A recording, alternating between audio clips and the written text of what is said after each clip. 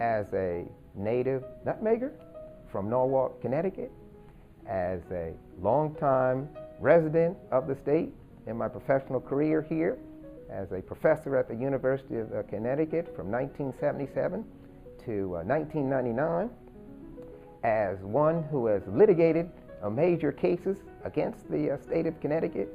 for educational equity, and as one who knows the motto all too well of Connecticut as the land of steady habits, I say that what Connecticut needs to do is apply the will to do it, the willpower to change.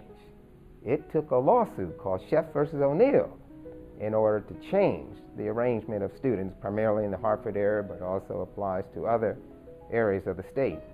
to break up some of the high concentration of poor children, to break up some of the high concentration of racial isolation, at least in the form of bringing in magnet schools to the city of Hartford that promotes racial, ethnic, and geographic integration, to create a greater opportunity for students in Hartford to transfer to higher performing schools in the suburbs. That made the will. The will is producing results, but we shouldn't have to make someone do something in the state policy. They should be willing to do it today, because as Justice Ellen Reed Burns said in the famed Sheff versus O'Neill case of 1996, that educational equity in Connecticut is not only a moral imperative, it's an economic one too. And all the studies and all the reports suggest that students need a high school education in the competitive world today as a bare minimum.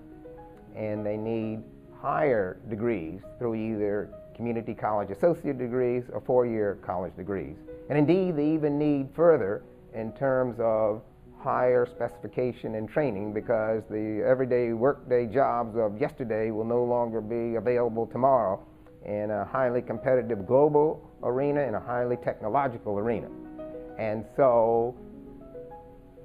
school improvement and closing the achievement gap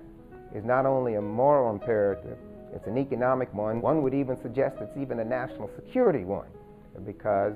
too many kids are caught in what is known as the school-to-prison pipeline,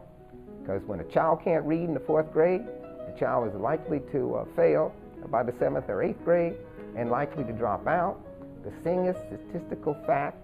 of persons in color nearly double their percentage in the population, that is African Americans and Latinos, particularly here in Connecticut. The single factor for the disproportionate number of persons of color in state prisons across the country, and particularly in Connecticut, is they lack a high school degree. And so we spend anywhere from $50,000 to $55,000 a year to house a prisoner, and we spend at best maybe $15,000, $16,000 to educate a child. Something is wrong with that picture, and so I say in conclusion that Connecticut once again must summon the will on its own to close the achievement gap.